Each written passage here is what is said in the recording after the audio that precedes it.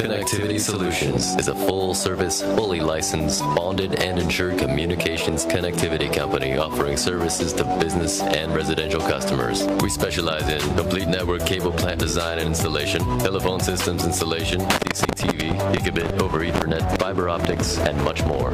Visit us online at consolutions.com. That's CONN solutions.com, or call us at 818-712-9100. How can we interconnect your digital life? Connectivity Solutions. Do you like pussy?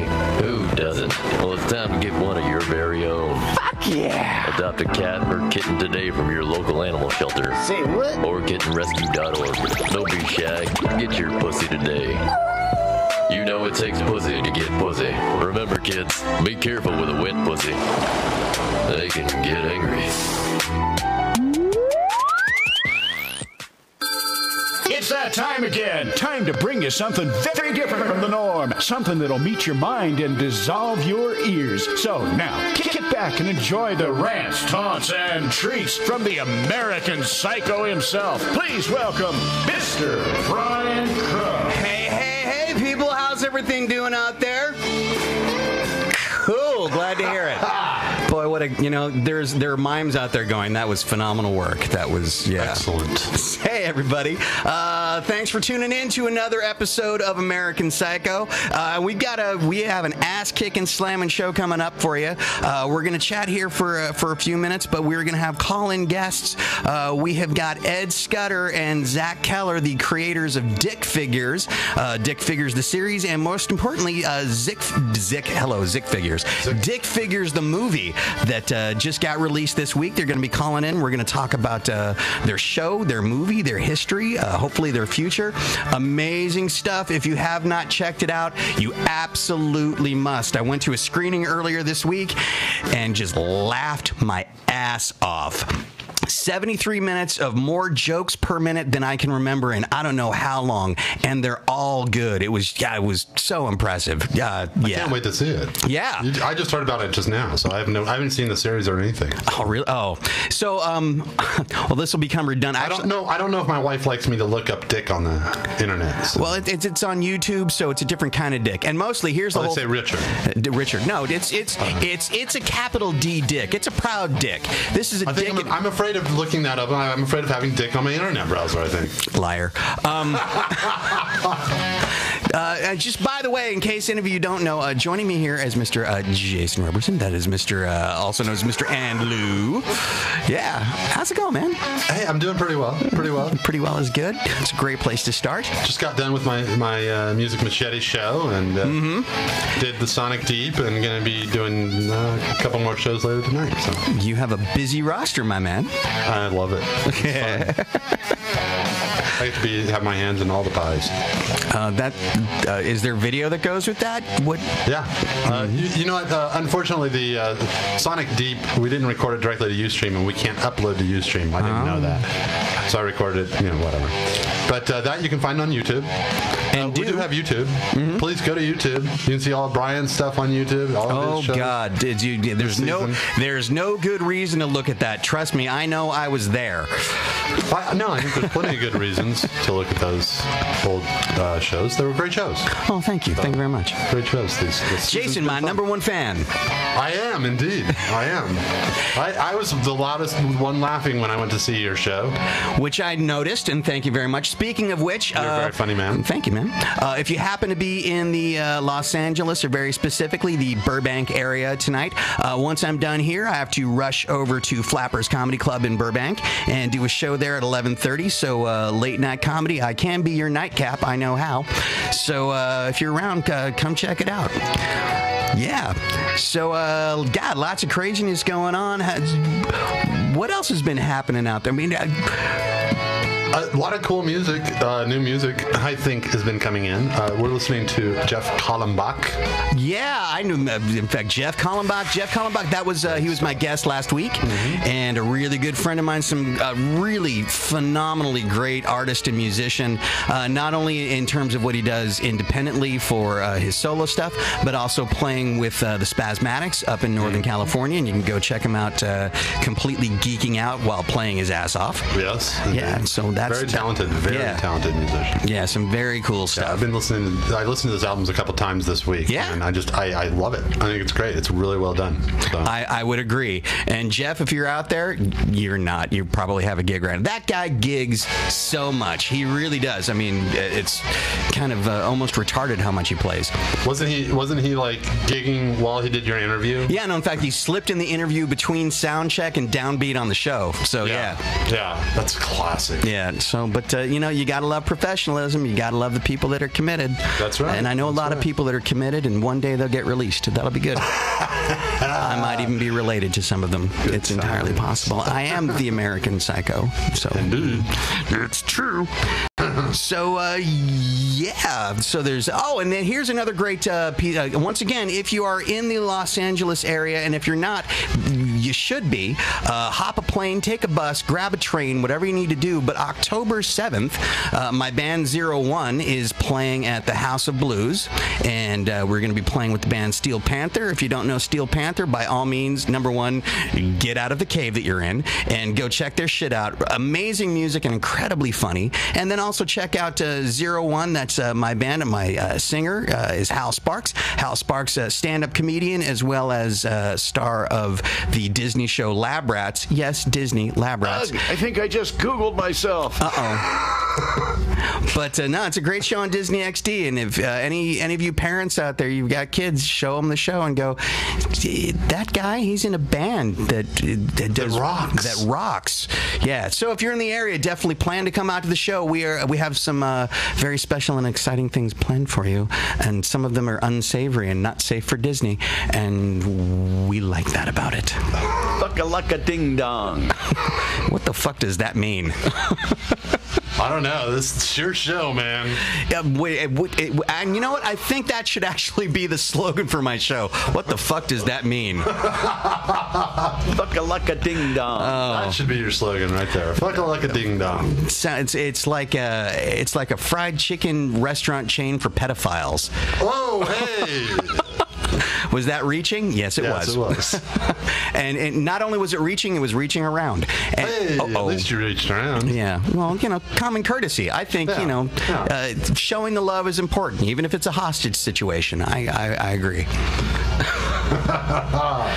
Yeah, so tonight again is going to be great. Coming up shortly, a quick reminder: we are going to have Ed and Zach from Dick Figures, and really looking forward to finding out exactly what was the genesis and nucleus of that. How did that come to be? We're going to find out. I've read some of their interviews elsewhere, and everybody asks all about them. And we're gonna dig deep. We're going to go into some deep psychosis stuff here and find out.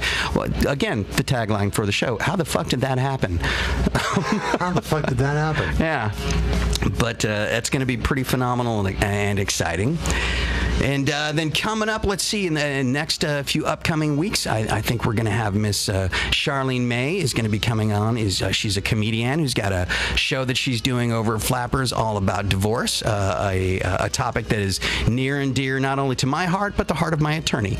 So, but not to my pocketbook. That's it. But that's going to be going on, I think, next week. And there's some other pretty amazing talent that are sort of jockeying for position, hopefully going to be having on a few weeks. So keep yourselves tuned, because we've got some great shit coming up, and it's gonna be a good time. I promise. I swear. Christ almighty. It might even be sticky. Ooh. Yeah. Kiss your mother with that mouth?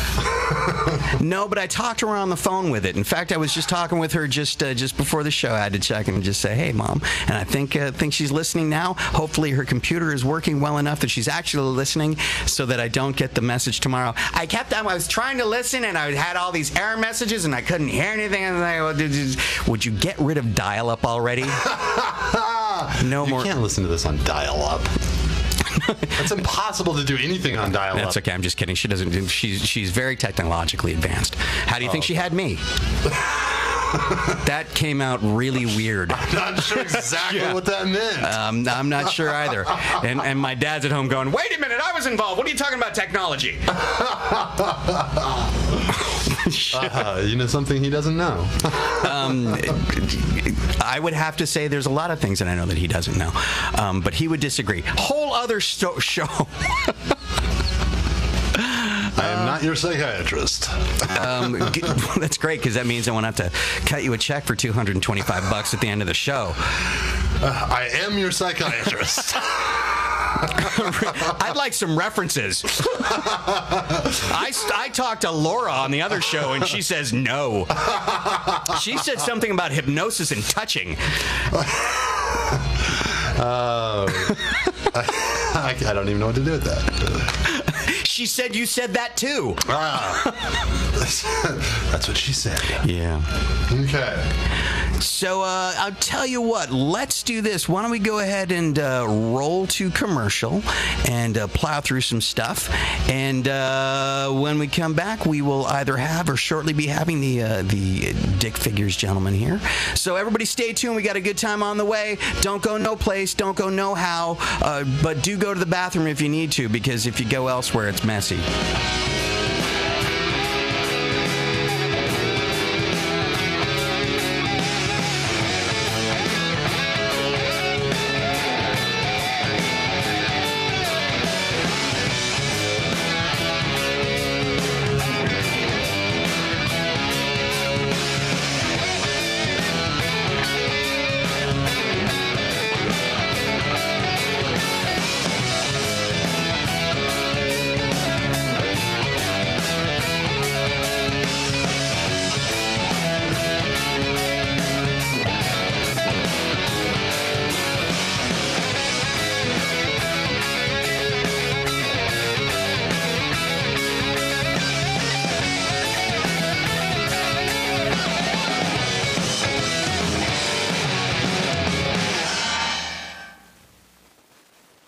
Live healthier and learn to walk again. Tragically, thousands of victims of spinal cord injuries are needlessly trapped in a wheelchair. Every day, these victims are told by medical establishments that they will never walk again. Walking with Anthony's mission is to forever change the recovery outcome of spinal cord injury, currently perceived as unchangeable. In addition to educating the public to raise awareness of the impact of spinal cord injury, Walking with Anthony raises funds to expand Project Walk and other rehab centers, support research relating to spinal cord injury rehab, and most importantly, we provide financial assistance to spinal cord injury victims that do not have the funds to pay for this expensive recovery, so many may have the opportunity to get stronger. Donate today and help Walking with Anthony provide access to the therapies that they have miraculously helped many people get stronger, live healthier, and have the opportunity to walk again. To make your donation or to learn more, visit Walking with Anthony. Amygdala Music is dedicated to cutting-edge artists who compose and perform quality, eclectic, truly alternative music. Our team is comprised of professional musicians with backgrounds from classical to electronic and rock and roll. Whether it's the exciting soundtrack for The Deadliest Catch, the gambling tracks of Storage Wars, or the dangers of Ice Road Truckers, these series are rich with unique music from the creative geniuses who call Amygdala home. To find out more about their extensive catalog and soundtrack albums, log on to www.amygdalamusic.com.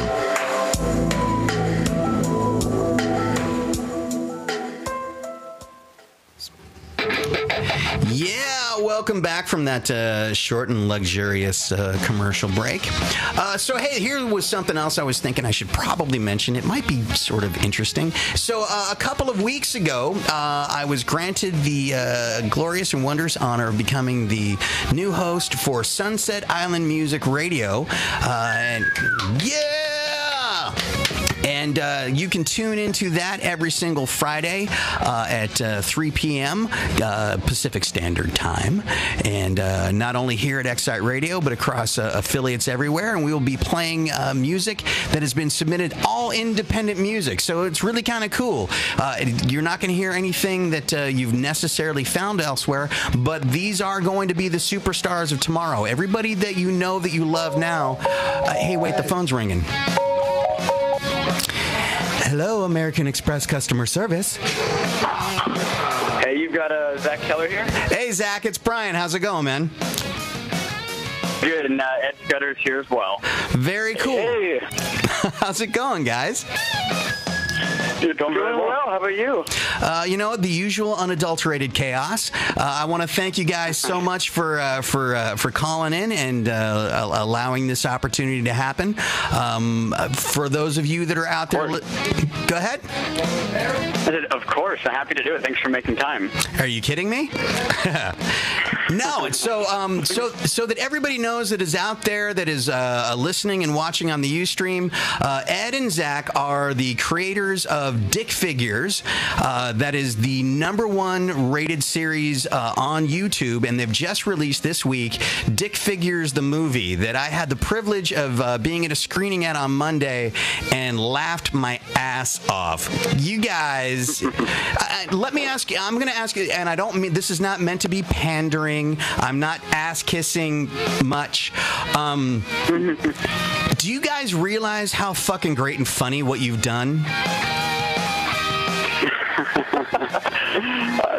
I don't think so. I think the whole series has kind of taken us by surprise from day one, so we're still kind of catching our breath, but we really appreciate the kind words about it. We're always happy to hear when someone likes it. No, absolutely. No, in fact, just so that you know, I've actually, after I'd sort of, in seeing the previews and then watching it, I've actually dubbed this film, this is the Citizen Kane of animated movies about stick figures. We have reached the pinnacle of stick figure sophistication, so I think we're done. We came when we set out to do, and we retire. Our careers are over. Nope, in fact, and we're going to get to that in a little bit. But I do want to talk a little bit. Number one, to give people an idea, this whole thing started, how many years ago was the first Dick Figures short released on YouTube? The first one ever was November of 2010. Okay. With the great theme, and I loved it, all about the bee that was auto-tuned, which I think is the perfect description of auto-tunes. Yeah, we literally released this kind of on a whim. We were doing a development program through 6 Point Harness, the studio we were working for, and we're working with a distributor known as Mondo Media. They did Happy Tree Friends, which is they've done 1 billion views literally on that show. Mm-hmm. And they said, all right, this is a funny idea, stick figures that are jerks. It's called Dick Figures. If it gets 100,000 views in a week, we'll greenlight it for 10 episodes, basically a season, and it ended up getting 100,000 views in 3 days or so. And so then we went on to 10 episodes, and then they wanted more and more and more, and now we're 43 episodes in, a Kickstarter and a movie, literally just because of that one video on YouTube. And I think it just crossed 350 million views on YouTube. That's so amazing. But I mean, I will say this. I mean, it's amazing certainly because of the independent aspect of it. But when anybody out there that hasn't seen it, go check it out, and you'll, as soon as you start watching it, you'll get why. And I know that just on a personal note, and I know that I mentioned this at least to you, Zach, previously, is that I mean, the way that I found out about what you guys were doing was that my son showed it to me, and we were hanging out. And no way. Totally. And he was like, he started talking about something. He goes, yeah, so this thing on Dick Figures. I'm like, on what? And he goes, yeah, Dick Figures. And he brings up the stuff on YouTube, and we start watching a bunch of episodes, and I'm laughing my ass off. And I was like, where the hell did this come from? And so in a moment of disclosure, part of the distribution that is going on for this film has to do with the company that I work for called Yekra, and we are part of the sort of social distribution of this film, getting it out there and seen through different affiliate websites like Tube Filter, like Escapist Magazine, AnimationMagazine.net, etc. And so seeing this, and then having, when the whole notion came into the office about, we may be doing this thing with this movie called Dick Figures, I'm sitting back in my office and I poke my head out going, excuse me, what? And they were going, that's what most people say. Yeah. And they're going, well, there's this Dick Figures movie. I'm like, yeah, we need to do this. I've been watching this for a year now. Dude, totally do this. So, oh, great. Yeah, I was like, I don't care what, I mean, we've done a lot of sort of, documentaries, very socially conscious stuff, which is all great and it's all cool. But I've been saying for a while that what we really need to do to kick down the doors is that we needed a film where shit blew up. and then you guys came in. So mission accomplished. So at this, go ahead. Thank you very much. No, thank you very much. And we love everything that Yekra is doing. It definitely feeds into the philosophy that we've had behind the show, which is that the best marketing you can do is word of mouth. I mean, since the beginning, we haven't spent any money on marketing or advertising at all. It's literally just been viral and organic. Like, fans liked it, they picked it up, they commented on it, they shared it on Facebook, Twitter, Tumblr, kind of all over the place. And so when we met with you guys and using the Affiliate Connect system you had, where literally fans can make money and support the brands they love, it completely made sense for the kind of movie and the kind of filmmaking that we want to pursue in the future. So we're humongous fans of everything you guys are doing at Yekra. Well, very cool, because we're big fans of you guys too. It's a big mutual love fest. That's what it is. And so, and at this point, I mean, right now the movie, number 6 on Google Play, number 2 on YouTube Movies. When you guys did the fan funding, these guys through Kickstarter raised just about $315,000 fan-based. That's kind of awesome. Thank you. Thank you. That was. Oh, sorry. Go ahead, Ed. No, you. Oh. At the time, that was pretty crazy. I mean, the fans had been commenting on YouTube about wanting a movie, and Ed and I came from a feature background. We both went to USC and studied feature filmmaking, and that's what we wanted to do going forward. And we thankfully had this amazing fan base that wanted the same thing we wanted, so we were able to leverage them and let them see the movie they wanted to see and allow us to make the movie we wanted to make at the same time. So it's pretty incredible. We actually broke the record for the highest funded animation on Kickstarter at the time. So it was a pretty incredible process. You actually tapped on something that I wanted to ask you about, is how did you guys meet? We actually both met at USC. Zach he was a year older than me when I got there, and he was the director of photography on a senior thesis film, and I was a PA on said film, grabbing coffee for everybody. And Zach and I kind of met over a mutual love for Spielberg and started just talking movies, and we started just kind of trading ideas and finding out that we had a lot in common and had a lot of kind of the similar goals and what we wanted to do in entertainment. And we started writing down like a ton of ideas. I actually still have 2 paper plates on my desk that have all our original first stupid lists of movies that we were going to make. Stick Figures wasn't on there, but it should have been the top one, because now it's the first we've made together. But we've been working together for 6+ years now. Zach's kind of my timer for how long I've been in LA. And Zach, you've been there a couple years longer, right? Yeah. About 10 years, yeah. So what was the genesis? Where was it like, all right, we really want to make features? Hey, Stick Figures. How did that happen? I think we'd always wanted to make features. We've been trying to do it for years and years. We developed a couple of written scripts and that whole familiar old story. And Stick Figures kind of accidentally took off. Like I said before, we've always been really kind of surprised by it. And so the whole time it's been in production, we've really kind of been chasing its tail, because we, even after the first 10 episodes, didn't really think it was going to go that much further. Mm-hmm. And 3 years later, and a Kickstarter and a movie, and here we are, and we're still kind of wrapping our heads around it. But I think after we started seeing people comment in all the YouTube sections and like everywhere that they wanted a movie, it kind of just clicked organically, because Zach and I had always been waiting for the right opportunity. Sure. Fans really wanted it. It seemed like the right time. And after approaching a couple studios, actually, we asked around Hollywood and did kind of the old traditional track of trying to raise money, and no one really got it in the traditional sense of making a film. They wanted to do the big $1 million budget and release it in a theater, and it wasn't quite right. It would take too long, so we just did the Kickstarter, and it worked. Thank goodness. But yeah, I think it was kind of like a natural progression. But I was actually more thinking. I mean, so where was the point when you guys were hanging out that you said, "Hey, let's do an animated movie or an animated series"? I mean, just even the initial first episode. Where did the genesis of that? We're going, "Hey, let's do something with stick figures," and the actual creation of the characters of Red and Blue.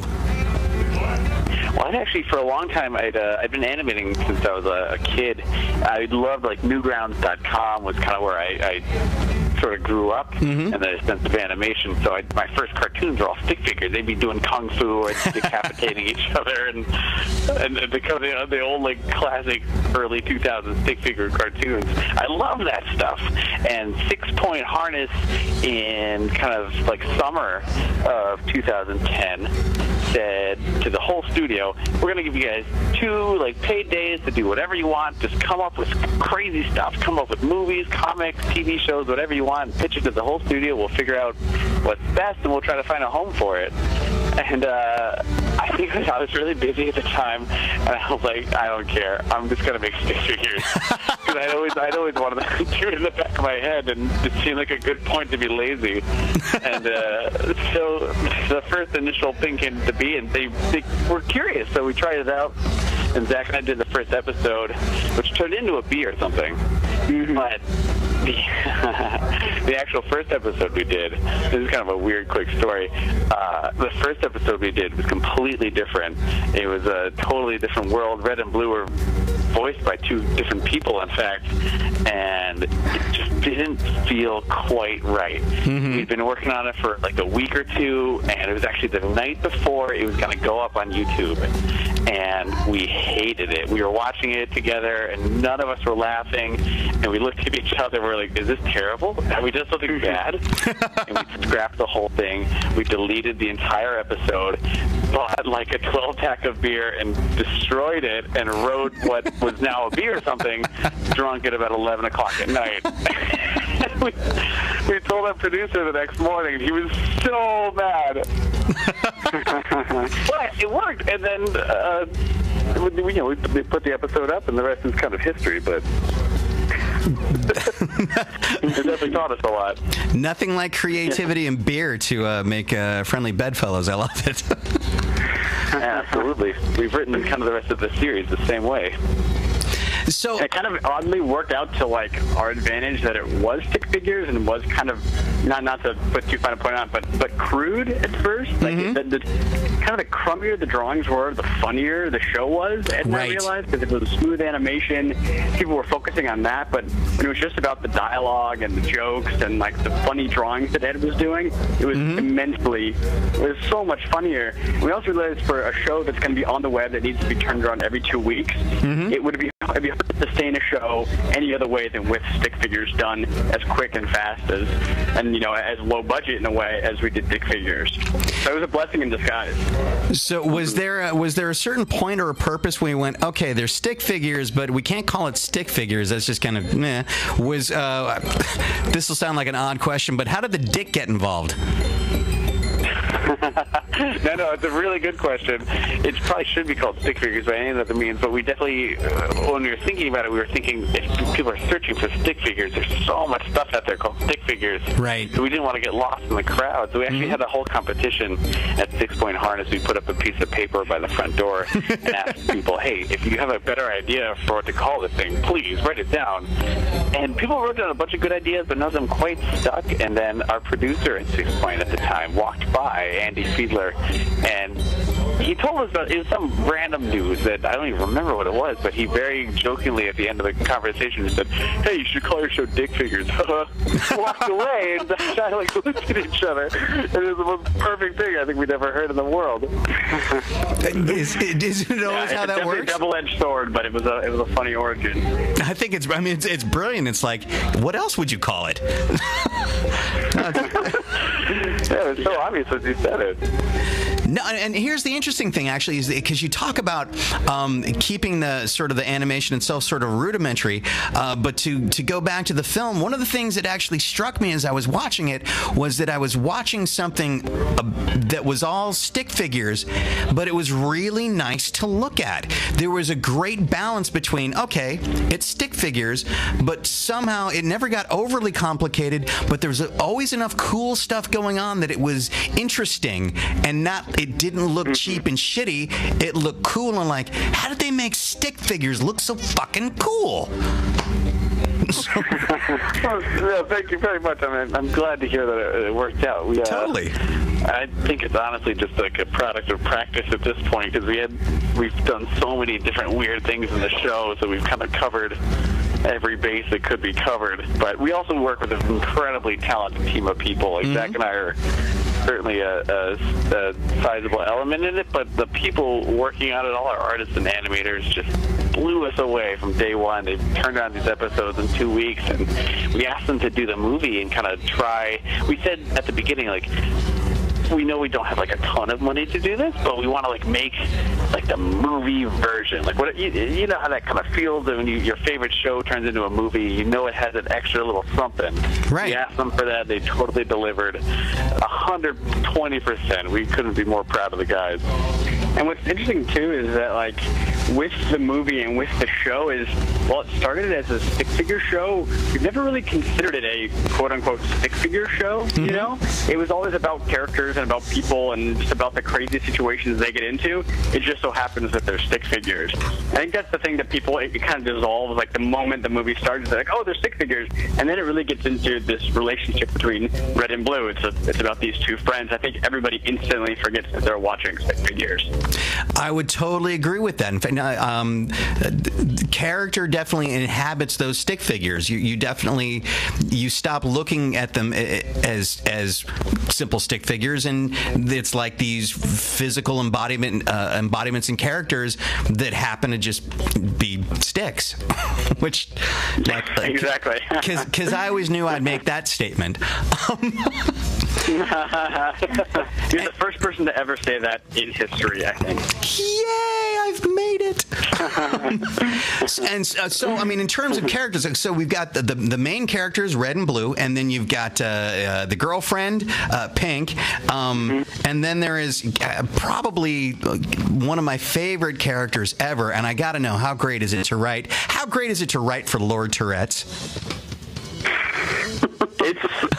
It's a lot of fun and a challenge as well, because he can be overused. Sure. His whole thing is he has Tourette's, but we always want to make sure that whenever he was on screen, we use that in a new and interesting way. And it's funny because Lord Tourette's is voiced by one of our very good friends, Ben Puller, and he is the nicest gentleman in the world. Like, it is not like Lord Tourette's at all. So when people meet him, they're like, yeah, they can't believe that that's Lord Tourette's, because he's just such a nice guy. And so it's even funnier to us watching Lord Tourette's swear and say all these terrible things, because we know how nice Ben is. We apologize to him on the regular, because he can say some of the worst things. So does anybody ever come with, like, you hand them the copy, and do they ever look at it and go, you really want me to do this? Actually, I think our friend Shay Logston, who plays Pink, she's kind of come up against the wall a few times on that. I think now that we've been doing it for 3 years, like, anything we put in front of them, they're like, oh, okay, yeah, it's stick figures. We're going to say some crazy stuff and yell and make fun of ourselves, and we're going to look like complete fools, but it's going to be fun. And then one of my other favorite, in the movie, Raccoon, the running stream of jokes surrounding that character. And I got to tell you, the next, and I don't want to spoil anything. In fact, when this show is over, all of you out there listening should go and stream this film live. You don't have to wait to go rent it go to a movie theater or anything. Go stream it live. Go do it. Don't do it now. Wait till the show's over. But do it tonight. But Raccoon somehow is Japanese, and the next day at the office, I got to tell you, everything was Is that report done? No. It was this running. It was awesome. Just and then That's so cool. oh yeah, and then ninjas, and again my favorite part, explosions. And that's one of the other things that absolutely blew my mind in watching the film. The sound quality. You guys did there was a for real sound mix, and it was. I mean, everything sounded huge. It was awesome. How did that come about? It's funny because we're really used to just putting this up on YouTube in normal stereo, or people just watching it on their iPhones or any of their mobile devices. And so we always paid attention to the sound being very crisp and clear and simple. But like Ed said, when we knew we were going to do a movie, we still expected that a lot of our fans were going to watch it mobile. Most of our views, in fact, 50% of our views are mobile views. We knew it was going to be watched like that. We also wanted to make it something really special. And so I was the sound designer on the movie and had been on the show, but we took it for the first time to a 5.1 Dolby surround mix by an amazing mixer named Tom Marks, who we've worked with before. And we knew that it needed to match the kind of epic quality of the picture, and so we pulled out all the stops, and I think we used every explosion and every gun sound effect in our library to make this movie. But the thing is for six figures, the sound, it feels like it's a big summer blockbuster movie, because sound is relatively cheap when it comes to production. It's not too hard to put together or costly, and so we can add a lot of quality to the picture, to the movie, by adding such depth of sound. So it was pretty incredible the first time we got that subwoofer, that 0.1 bass, actually ripple the screen in the movie theater. That was pretty incredible. I was just gonna say the first explosion that hit, I went, oh wow. That's what we paid extra for. That's what the Kickstarter backers paid for. Yeah. Yeah. That I remember was sitting at a mix booth at the back. We were in that couch, and I think he put the subwoofer. He said he put it right under the couch, and our only note consistently through the entire mix was just turn it up and add more bass. Yep. Yeah, it was definitely, those were moments that I like to call the sonic colonic. It was great. Yeah, we like our bass. It was in the music as well. Basically, every song was crank up the bass. And I was going to ask, because it's a great sound. Can I say I sort of liked it? Can anybody out there tell? I thought the soundtrack was great too. And in fact, I think I when I spoke to you guys, I mentioned, I mean, I've always really liked the series on YouTube. And when I saw the film, I was really blown away how it was clear to me that you guys paid a lot of attention and really, I mean, you raised the bar for yourselves because the quality of everything went through the roof, and it was really great to see that level of attention paid, and the soundtrack being part of that. And I know that was done by a Nick Keller, and so Zach, any relation? That is my younger brother. Really? Yeah, he also went to USC. Yeah. Nick Keller is my brother, and he's actually composed for the show since the first, or I guess the third episode. He went to the Thornton School of Music at USC, and we just kind of brought him on a whim in some ways, because Ed had done some of the music, and we needed a new composer because Ed was so busy doing animation. And Nick was like, I've never really composed for something like this before, but we threw him in the deep end, and ever since he's been composing in just about every genre we've thrown at him, which is every genre, more or less. And it's pretty incredible for the movie is that, like as Ed was saying, everybody did step up their game, and there's 53 minutes of music in the movie created by one person. Wow. And it's half orchestral score, and it's half electronic as well. But I think one of the things I'm most proud about in the movie is that across the board, everyone who was there from season 1 through season 4 of the show, they all joined the movie as well. And I mean, they've just said, when we're like, okay, we're doing a movie now, they've all said, yes, let's do it. And so it's been pretty incredible to kind of grow with this team of artists, animators, musicians, and everybody. We've been working together for 3 years. It's been such a pleasure, and music was a very large component of that. You know, it sounded good. That's 53 minutes worth of music in what about a 73-minute film. That's a lot of work. That's awesome. It's all done digitally by one person, and then Ed and I give him the note of more bass and louder. So, yeah, definitely was a trooper when it came to that, and I apologize for any sound loss that he has incurred. Yeah, so later in life, when he keeps on just looking at you and saying, what, you'll go, it's the movie, I'm sorry. Yeah, his hearing will be gone, but hopefully it'll all be worth it, because the soundtrack definitely is great. That's totally cool. So, outside of this, I mean, Ed, I know that you do a couple things on the side. I looked at, you do something called Dog Snack. That's right. I actually do that with my girlfriend Lynn Wang, who also works at 6 Point. She's one of our lead storyboard artists and animators on Dick Figures the Movies as well. So what is Dog Snack? I mean, I've seen it. How would you describe it? Dog Snack is a show about a dog who eats farts. See, that's why it works.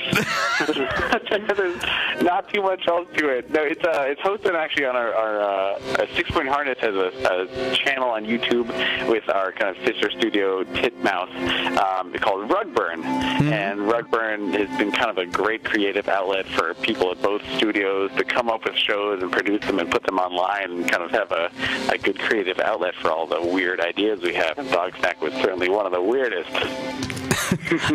I watched a few clips and I was going, it's really rare that I'm ever stumped. I'm like, you stumped me. So, you know what? Good for you. That's awesome. Because I'm a jaded motherfucker. So, commercial. I was just told that we're going to take a quick commercial break, but there's definitely more for us to talk about. Once again, everybody out there, stay tuned. We have got Ed Scudder and Zach Keller, the creators of Dick Figures, the series, and most importantly, Dick Figures, the movie. We'll be back in just a moment. Are you in the construction industry and seeking professional expert witness and consulting services? Count on Kulgusky & Associates. Their firm has been in business for over 12 years and has substantial experience in claim preparation, adjudication, and dispute resolution. This includes forensic analysis of time and money claims for delay, disruption, and acceleration on commercial, residential, industrial, and public works projects. They also specialize as expert witnesses on accident and personal injury cases for attorneys and insurance companies. This includes experience on over 145 cases, large and small, from slip, trip, and falls to hazard analysis in refinery, power plants, and sites under construction. Visit construction-expert.com or call 843-470-0459 for more information. Kulgusky & Associates. Need your daily dose? Log on to www.randomprettygirl.com.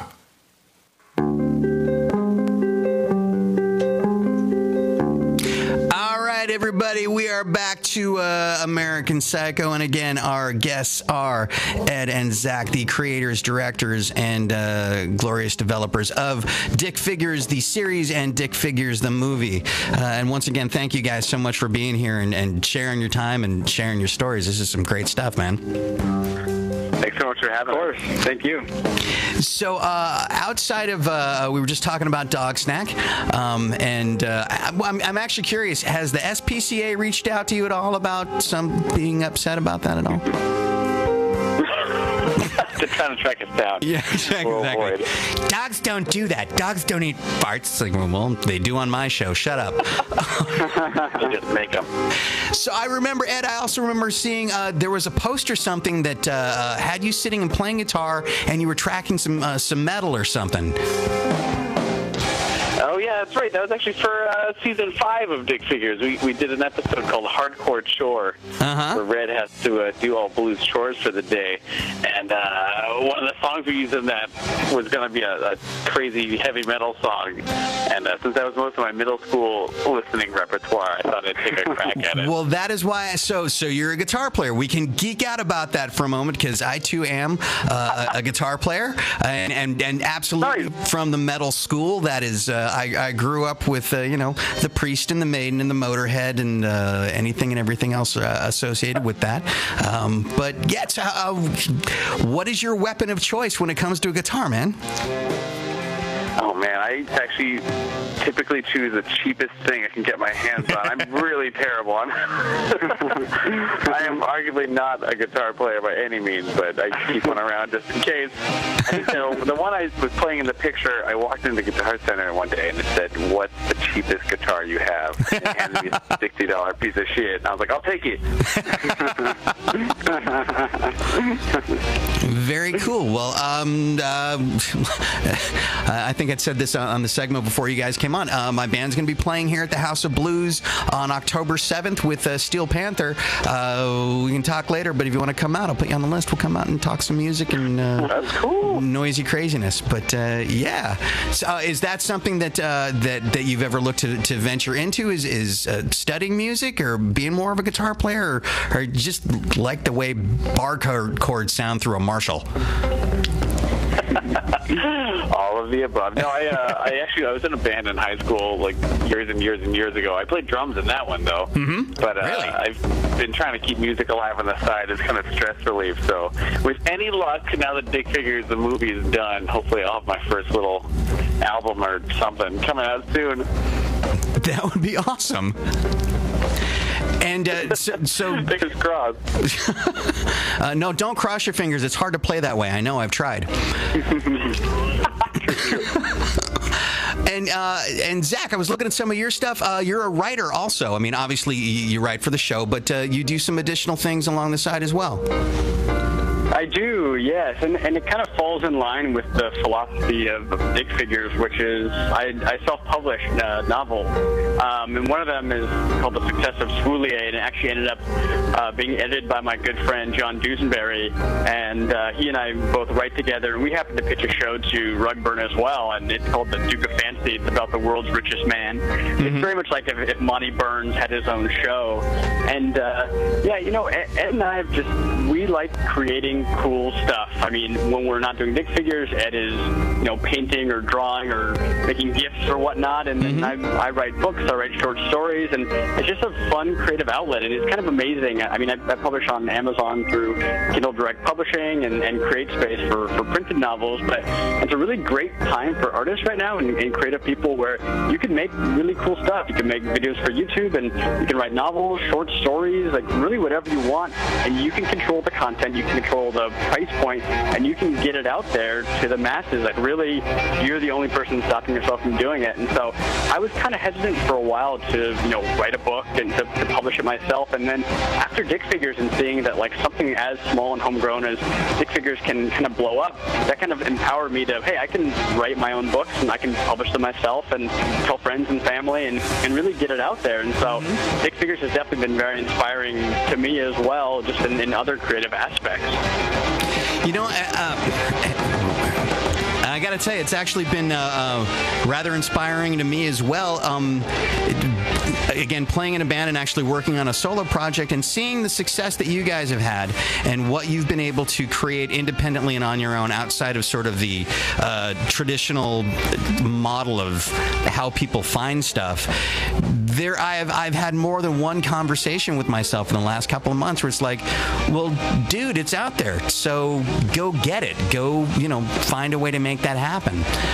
And I think that to me is one of the other, I mean, aside from thoroughly enjoying all the work and everything that you guys are doing, I've personally found it, and I can't believe that I'm the only one in this camp that also finds that there's something very motivating and I guess positive reinforcement in that there is a way outside of sort of that typical system of how things are done and how to get the art that you're creating out to an audience that wants it.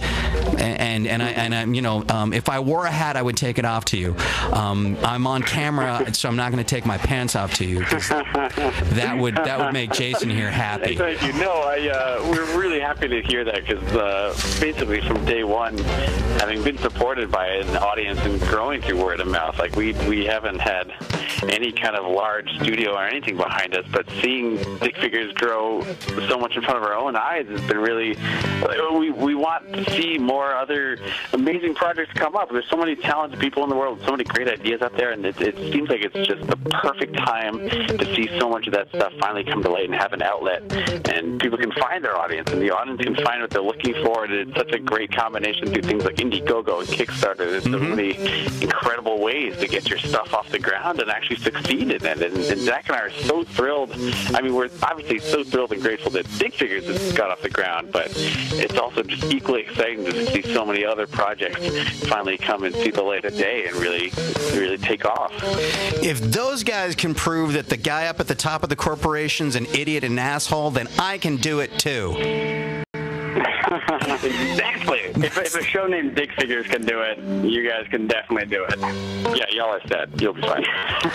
And you touched on something else, and this was something else again that I noticed not only just through watching the movie, but sort of the hang beforehand, is that sort of everything that is associated around sort of your camp. There's a really great familial vibe to it. I mean, everybody really seems been around enough sort of Hollywood bullshit, blah blah blah stuff that you can kind of smell the difference between we're all smiling and looking happy because there's a camera around, as compared to no, we all really like and believe in each other. And I really got that from being around you guys. And then it really, that totally materialized, I guess, for me. Again, at the end of the movie, the end credits are running, and there's even, I guess, apparently some people, whether they were cast or crew or something, had kids that were born during the production, and so there were Dick Figures babies credits in the end credits, which I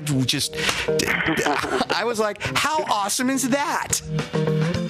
So we always try to like really give our credit where credit's due, and there's so many people involved in the film, and you know the baby's born was such a cool moment for everybody involved. We do work in a pretty small studio, so everyone's like good friends with each other and have been for years and years. So and even in the credits, we let all the animators animate about like 8 to 10 seconds of themselves dancing to the credits song, because we realized you see an animated film like Kung Fu Panda or Finding Nemo, and while they're huge works of art and spectacular accomplishments, you see those tiny little names of animators and artists fly by, and they're the ones who made the damn thing, so they never get their time of day.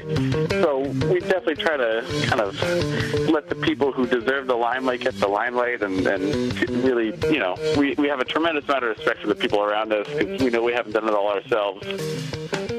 And the fun thing about the movie was that, Ed and I were friends before we were business partners and directors and writers and everything, and we've been friends since the beginning, and that's kind of how the movie has felt. It feels like, in some ways, like when we were kids making movies with each other and doing drawings with each other, everybody at the studio, we're all just friends kind of making a movie. Just happens to be on a little bit higher production budget and scale and schedule, but we are just kind of like a family there when we're making this movie, and that's been the best part of it. Is we've been so lucky with the Kickstarter campaign that we kind of had hands off when we made this thing, and so we just, really, it was beholden to the fans and to us to make the best thing possible. We weren't really an investor or anybody else we were trying to appease. It was about the fans, and it was about the people making the movie, and so it was really a great atmosphere to put a movie together.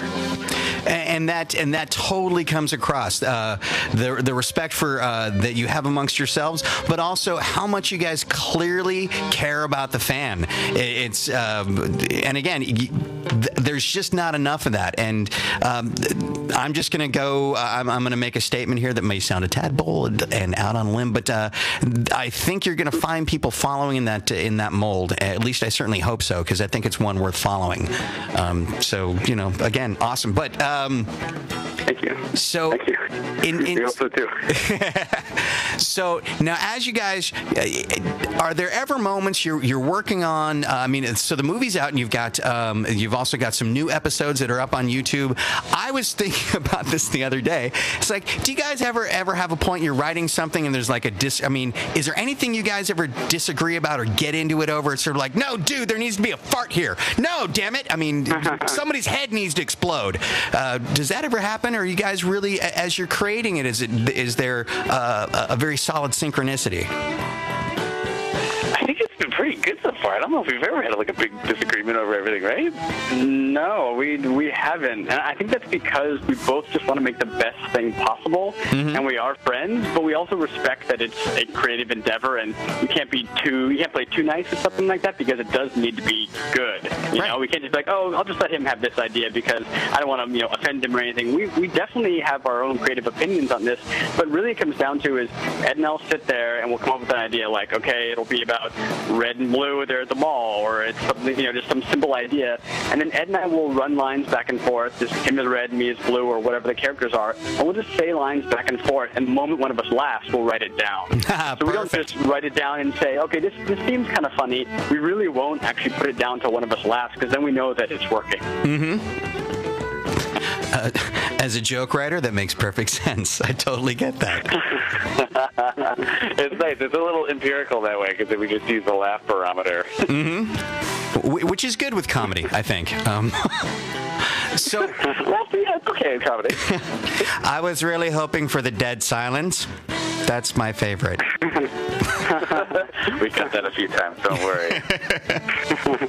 So, what do you guys see as being next? I mean, you're on to another series, and how many episodes does a series typically run? They've been 10 each so far, and we're 3 into season 5, so we've got 7 to finish out. Gotcha. And is this something that you guys are looking at? All right, there is an endpoint to Dick Figures. Do you want to see it expand into more films? Where would you like to see it go? I think we definitely love the world and characters of Dick Figures. We've spent so much time with them, and Dick Figures is definitely something Zach and I have agreed to keep alive for as long as we possibly can. And we're not sure whether that turns into a game or whether it turns into more series or another movie. I think we're still trying to catch our breath a little bit after the movie's completion, but we're definitely interested in keeping Dick Figures alive. But also at the same time, we have so many other exciting ideas and other movies and just properties and stuff we'd love to get off the ground. And now that the movie's done and we've kind of seen a little glimmer of hope in the indie movie world, I think Zach and I are fully prepared and getting ready to tackle it and put some more cool stuff out there. And also, as you were saying earlier, for a long time, you and I were pretty worried about finding distribution for a lot of these projects that we've been talking about, and it's kind of flipped completely as the barriers way down now for us releasing cool new content. And with the movie, we found great partners like Amazon and iTunes and Hulu and Netflix and Google Play and Yekra and everybody. But then we're also releasing the movie in 12 different chapters on YouTube for free. So I was just going to ask you about that. Pay and support the movie, they can download it or they can rent it. But if they can't, then they're too young, they don't have any money, or for whatever means they can just watch it for free on YouTube. And it's kind of a cool model that supports everybody in a way. And Ed and I had such a great time making this movie that we're definitely want to do something like this again. Well, I certainly hope so, because it's been such an interesting sort of even just personal evolution, having gone from being made aware of what you guys are doing by my son to then have the film sort of become something that existentially involved in, and to having you guys here on the show. It's been this great thing, and I hope there's a lot more that's going to be coming up from you guys, be it Dick Figures or wherever else it goes. I see a huge future and possibility. So I think what you're doing is awesome. And if there's ever a naysayer that comes up to you and gives you grief or heart, tell them to call me and I'll tell them to fuck off on your behalf. Thank you. We'll pick you up on that. Yeah. Flash forward 6 weeks. What's Brian doing? He's telling somebody else to fuck off. I hope it doesn't come to that, but we got your number now. Cool. But so once again, let's sort of go down the places that people can, because the show is going to be winding up, and I want to let you guys know, typically when we end up cutting to the final commercial break, our system does something very ugly and rude and just cuts you off and hangs up on you, and it's rude and it's nothing intentional, and my apologies for that in advance. But I want to again run down how can people go stream the film, because the show is about to end, and the next thing that they should do is go stream Dick Figures the movie. Where do they go find that? Ed, go for it. Sure. I mean, we are up on almost anywhere you can find a movie. We're up on iTunes. We're up on Google Play. We're up on Amazon. You can find us through Yekra. You can also go to mondomedia.com/DFTM and find a ton of information. If you're international, that's the place to go. They have a big old list of where you can pre-order, or not pre-order, rent or buy the whole thing in any country. A simple Google search away. We are all over the place. Wherever you like to watch a movie, we're there. And hey, for all the people who can't watch it or can't buy it, we're putting it up in chapters on YouTube. The first 2 are already out, and we're putting one out every single Tuesday for 10 weeks. And by the way, on top of that, there's also an Art of Book on Amazon.com, and the soundtrack is available on iTunes, Spotify, Amazon, and just about everywhere else. So it's all up now. One more quick note before we go. If you want to actually be an affiliate, you've got an audience to post this film, go to richardfigures.com. There's a place to actually sign in and become an affiliate. You can actually post about the film, drive people to other people that you know to watch it, and actually get a small share of the revenue generated. Ed and Zach, I want to thank you guys so much for taking the time to be part of the show. I really, really appreciate it, and look forward to talking with you guys soon. Thanks so much. Thanks for having us on. My pleasure. Thank you very much. Friday at 8 p.m. Pacific on American Psycho, only on Excite Radio. Stay tuned for Close to Nowhere, coming up next.